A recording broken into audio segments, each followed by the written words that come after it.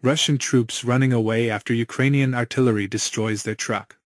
In the presented video frames, drone footage from the Ukrainian 40th Artillery Brigade and 25th Air Assault Brigade shows a stationary Russian Ural truck in the Donetsk region. With the help of the drone, Ukrainian artillery can use precision strike on Russian troops' positions.